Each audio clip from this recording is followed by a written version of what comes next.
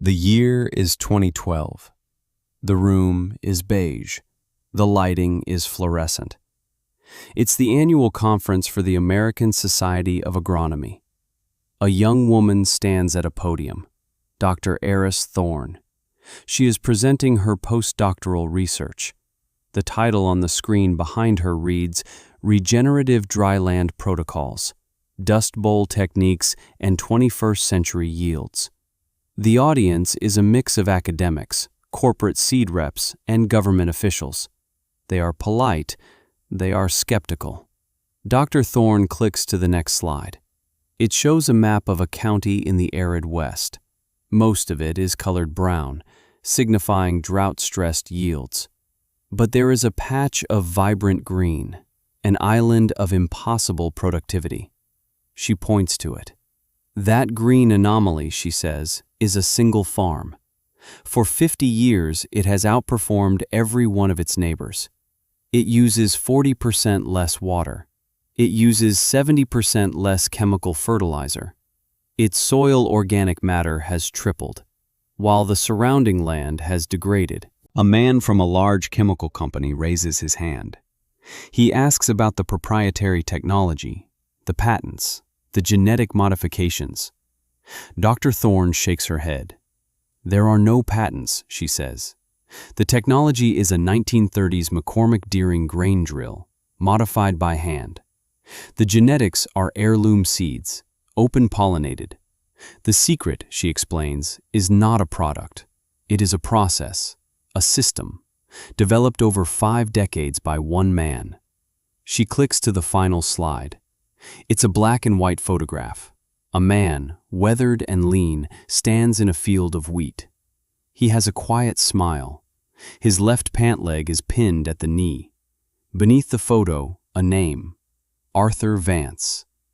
In the third row, an old man named Frank Miller goes still. His breath catches in his chest. Arthur Vance. He hasn't heard that name spoken aloud in years. He remembers a different time, a different conversation. A day in 1961 when a young Arthur Vance with a pronounced limp walked into his dealership. And he, Frank Miller, had told him no. This is the story of that number, and of the 50 years it took to answer it. It's a story about the difference between what people say you can do and what the dirt knows you can do. We tell stories like this one. Stories about the quiet work that changes the world, the victories that nobody sees until decades later. If you believe those stories need to be told, subscribe to this channel, because what happened on that farm did more than just grow crops. It grew a new kind of future. Let me take you back. The year is 1958. The Vance family farm is gone. Sold at auction after 3 years of dust and debt. Arthur's father, a man who knew the language of the land, was broken by it. Not by the work, never by the work, but by the numbers on a ledger, by the signature on a foreclosure notice. He sat with Arthur on the steps of the small house they rented in town. He scooped up a handful of dry, worthless soil from the yard. They took the deed, Art, he said. His voice was quiet. They took the tractors and the barn. But they didn't take the dirt from under our fingernails. The knowledge is still in our hands. That was the last real conversation Arthur had with his father.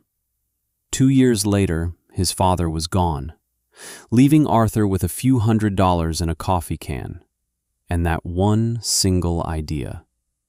The knowledge is still in our hands. Arthur worked. He fixed fences for other men. He repaired engines in a drafty garage. He saved every dollar. His limp, a souvenir from a childhood fever, made people watch him. It made them second-guess him. He learned to ignore their eyes. He just worked. By 1961, he had enough. Enough for a down payment. Not on good land. No one would sell him good land. He bought 80 acres of what was called the Deacon's Folly. a piece of ground so rocky and sloped that no one had turned a profit on it since the territory was settled. It was cheap. It was what he could afford. He walked it for a week. He felt the soil. He saw the way the water ran, or didn't run. He remembered his father's words. He believed the dirt could work. He just needed the tools. That's what brought him to Frank Miller's John Deere dealership, the biggest building on Main Street. Frank Miller was a good man. Everyone said so. He was the deacon at his church, coached Little League. He sponsored the county fair queen. His word was trusted. His handshake was a contract. He saw Arthur limp through the door. Frank knew the Vance story. He'd felt for the family when they lost their place. Arthur explained what he needed. A used Model B grain drill. Nothing fancy. He had the down payment. He needed credit for the rest. Just for one season. Frank listened patiently. He leaned on the counter. He had a kind face. He looked at the paperwork for the Deacon's Folly. He looked at Arthur's worn-out boots. He looked at his leg. And he made a decision. He was going to protect this boy. "Son," he said. His voice was gentle. "I can't in good conscience sell you this." Arthur stood very still. Frank continued. "I've been doing this for 20 years. I know that land. It's poison. It will break a healthy man with 2 good legs and a brand new tractor. I'm not going to be the man who sells you the shovel to dig your own grave." It was not anger. It was not contempt.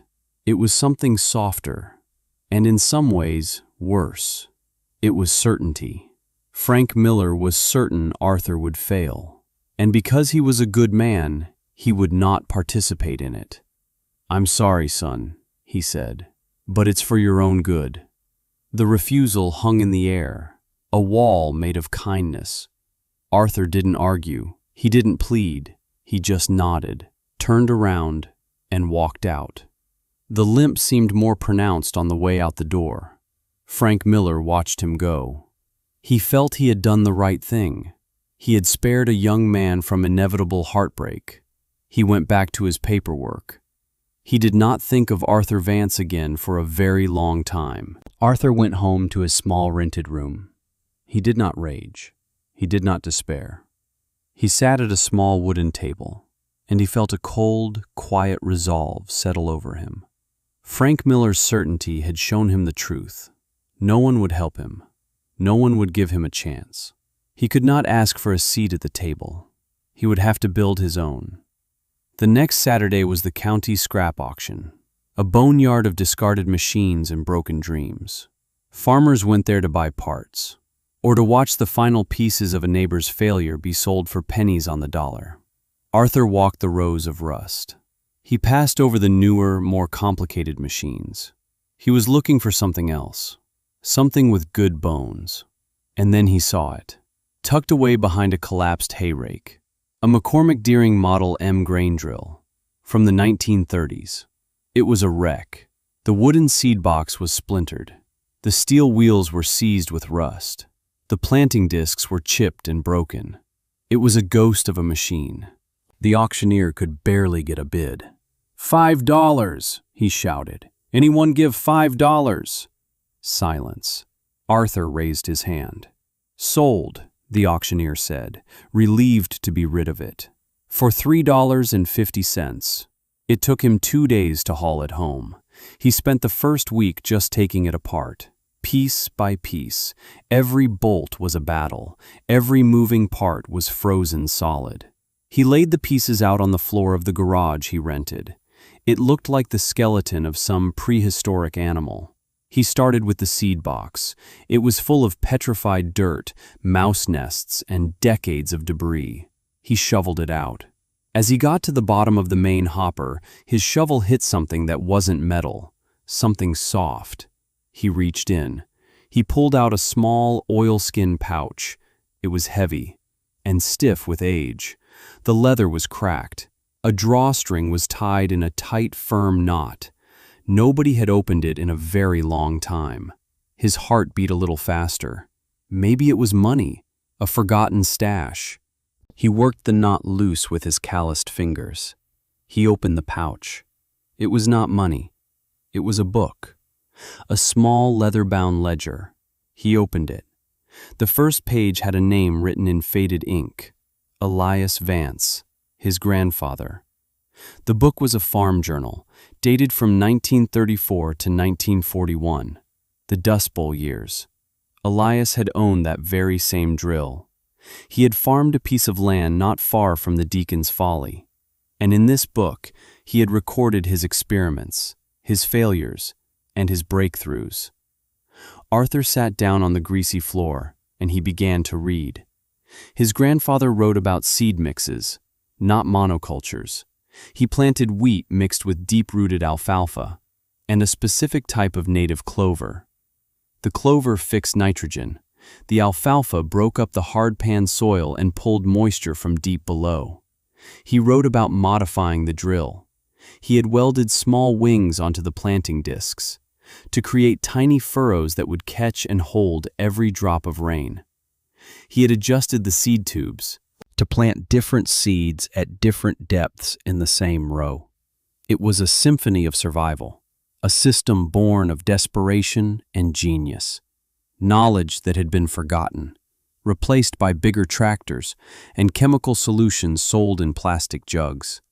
Arthur closed the book. He held it in his hands. It was more valuable than gold. It was a map. It was a manual. His grandfather had fought the same battle, on the same kind of land, and he had left behind the weapons. The knowledge was in his hands, literally. The rebuild began. It was no longer a repair job. It was a resurrection. He used the ledger as his guide. He found a blacksmith who taught him to forge his own parts. He spent nights learning to weld. He followed his grandfather's diagrams, crafting the small wings for the discs, recalibrating the seed droppers. He didn't just fix the machine, he recreated it. He made it his own. His neighbors saw him working. They saw the rusted junk in his yard. They shook their heads. "That Vance boy," they'd say at the diner. "He's got his father's stubbornness, and none of his sense, trying to farm the Folly with a piece of scrap metal. It's a fool's errand." But one afternoon, an old man named Silas stopped by. Silas had known Arthur's grandfather. He walked around the drill. He squinted at the modifications. He nodded slowly. "I remember your granddad doing something like this," he said. People called him crazy too. Silas pointed to the design of the planting discs, said he swore it made the ground hold water like a sponge. The next day, Silas came back. He had a small burlap sack with him. He handed it to Arthur. "It's clover seed," he said, "from the same line your granddad used. I've kept it going all these years. Thought you might have a use for it." Arthur tried to pay him. Silas waved him off. "Your family was good to mine back in the 30s, he said. "Just put it in the ground." Arthur finished the drill in the spring of 1962. It wasn't pretty. It was a patchwork of old steel and new welds, but it was strong, and it was his. He bought the seed mix from his grandfather's ledger, wheat, alfalfa, and Silas's clover. He hitched the drill to the old, underpowered tractor he'd managed to buy, and he planted his 80 acres of worthless land. The community watched, and they waited for him to fail. Have you ever been told you couldn't do something? Not by an enemy, but by someone who thought they were protecting you. Someone who believed in your limits more than they believed in you. What did you do? Let us know in the comments below. Because what Arthur Vance did next wasn't loud. It wasn't a confrontation. It was the quiet, undeniable proof of a harvest. The first year was not a miracle. It was just a success, a small one. While his neighbor's fields struggled in the dry, early summer, Arthur's held on. The clover shaded the soil. The alfalfa roots went deep. When the rains finally came, his contoured furrows held the water. His neighbor's fields flooded and washed away topsoil. His drank it in. He harvested a crop. It wasn't a bumper crop, but it was a profitable one because his costs were almost nothing. No loan payments on the drill, no expensive fertilizer, just seed, fuel, and his own labor. He paid his property taxes. He bought more seed for the next year, and he had money left over. Cash. He put it in the same coffee can his father had used. The next year, he did it again. The yields were better. The soil was darker, more alive. The talk in the town began to change, from ridicule to curiosity. Men would slow their trucks down as they passed the Deacon's Folly. They saw the thick stand of wheat. They saw it was green when their fields were turning yellow. They didn't understand it. It defied the conventional wisdom. This is where the story starts to accelerate. Let me tell you about the next 20 years. By 1965, the coffee can was full. The 40-acre parcel next to his went up for sale. Arthur went to the bank. Not for a loan. He walked to the teller. And he paid for the land in full, cash. He now owned 120 acres. By 1972, he owned 200 acres, cash. He had perfected the crop rotation from his grandfather's ledger. He never planted the same thing in the same field twice. He was building soil, not just mining it. His yields were now consistently 15% above the county average, on the worst land in the county. Frank Miller at the John Deere dealership heard the numbers. He saw Arthur's name on the top producer lists at the grain co-op. He didn't understand it. He drove out past the old Folly. He saw the fields, thick, lush, healthy. He remembered the conversation, his own kind, reasonable words. "I'm not going to be the man who sets you up to fail." He felt a strange, unsettling feeling. It wasn't regret, not yet. It was confusion. The world was not working the way he thought it did. Then came the farm crisis of the 1980s. Interest rates skyrocketed. Commodity prices collapsed. It was a brutal, unforgiving time. Farmers who were leveraged to the hilt went under. The ones who had borrowed heavily from Frank Miller to buy bigger, more expensive tractors, more powerful combines. The very tools Frank believed were the key to success. Foreclosure auctions became common again, a grim echo of Arthur's childhood. But Arthur Vance was fine. He had no debt. None. His farm was a closed loop. The clover fed the soil fed the wheat fed his bank account. He didn't owe anyone a single dime. While his neighbors were selling off land to pay the bank, Arthur was buying it. In 1983, he bought another 160 acres from a family that had gone bankrupt. He paid their asking price. He didn't haggle. He paid in cash. He now farmed over 500 acres. He hired his first employee. He bought a second-hand swather. Cash. He bought a newer, bigger truck. Cash. But he never replaced the old McCormick Deering drill. It was the heart of the operation. Every winter, he would take it apart, replace the bearings, sharpen the discs. He treated it not like a machine, but like a partner. The community no longer doubted him. They respected him. Some were jealous, but most were in awe. They called him the Dryland Wizard. Young farmers started stopping by, not to mock, but to ask questions. How did he do it? Arthur never gave speeches. He would just walk them out to a field. He'd dig his hands into the soil, and he would show them.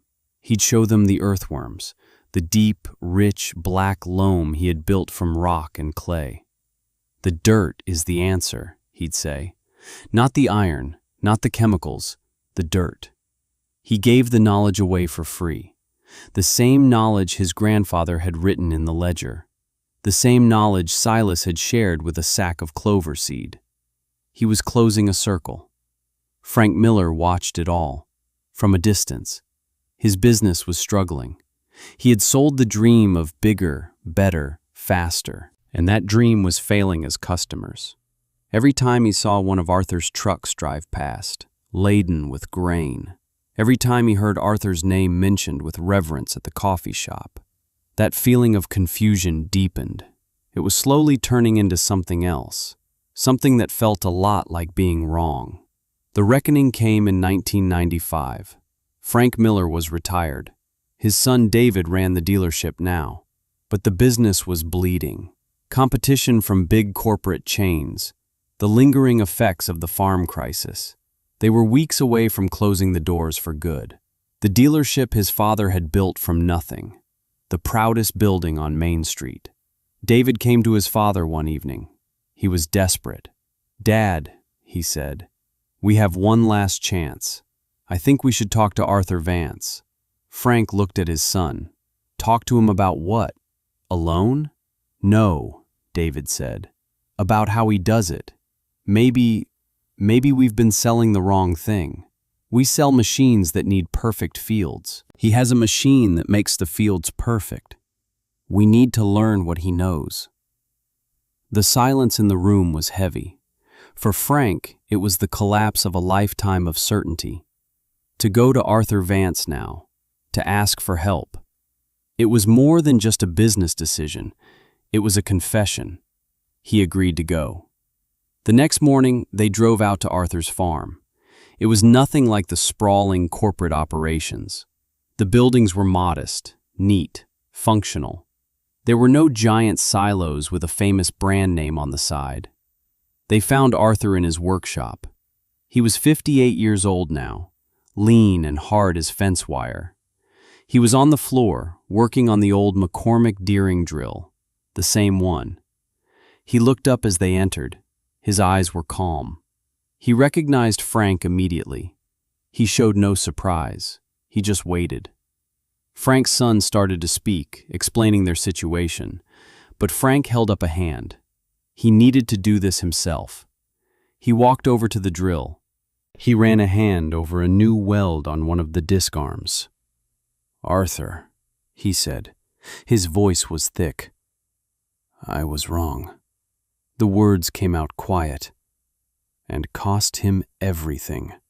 All those years ago, I thought I was protecting you. I thought I knew what was best.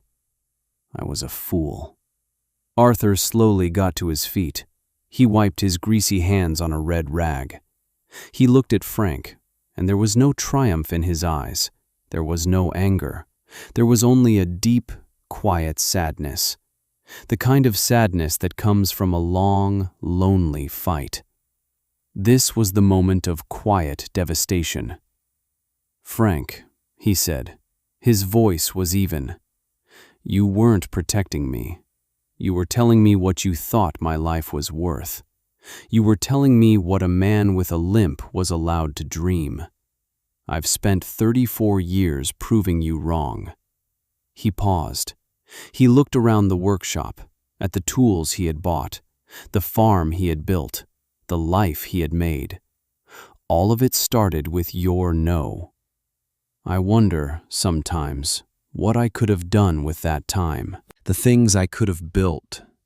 The family I could have started sooner. If you had just said yes. If you had just believed. The silence in that workshop was absolute. Frank Miller finally understood. His kindness had been a cage. His certainty had been a thief. It hadn't stolen money. It had stolen time. It had stolen dignity. He had no answer. He just stood there, a proud man made small by the truth. Arthur let the silence hang for a moment longer. Then he tossed the rag onto his workbench. "All right," he said. His tone shifted. It was practical. "Let's see what we can do to save your dealership." He didn't offer a loan. He offered something better. He offered his knowledge, his system. He spent the next year teaching David Miller everything. How to modify equipment for soil health. How to talk to farmers about resilience, not just yield.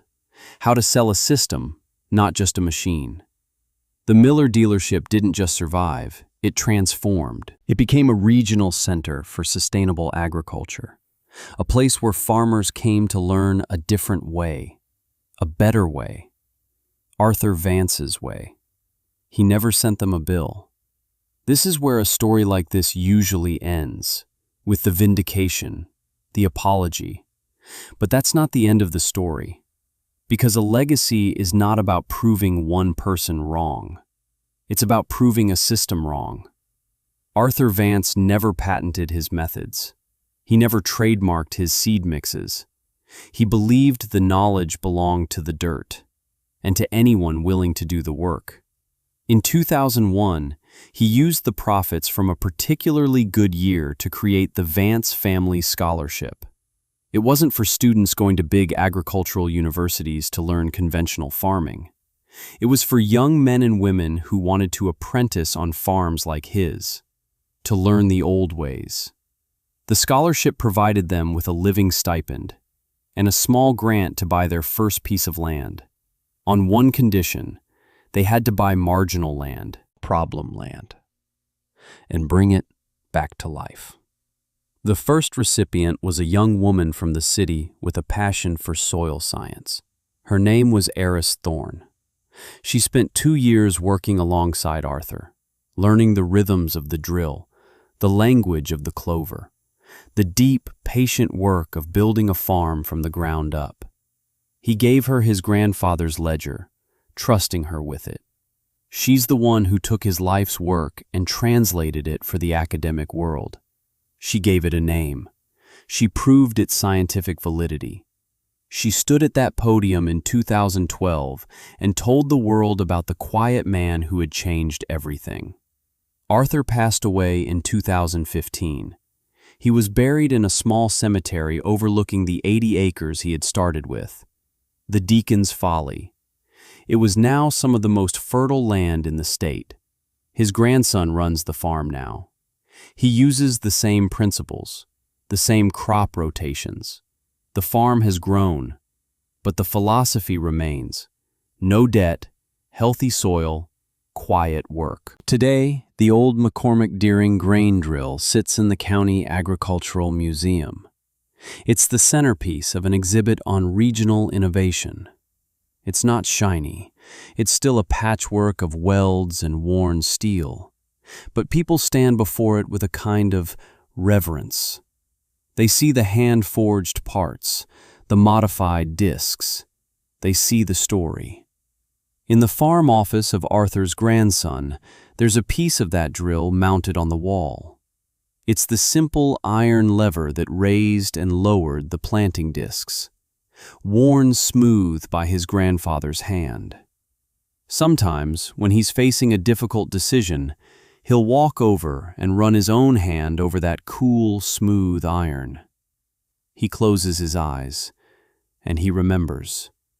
He remembers the story of a man who was told no, and who answered with a harvest, and another, for 50 years. The most dangerous limitation is the one imposed by someone who genuinely believes they are protecting you. Certainty about another person's capabilities, delivered with kindness, is more damaging than outright hostility.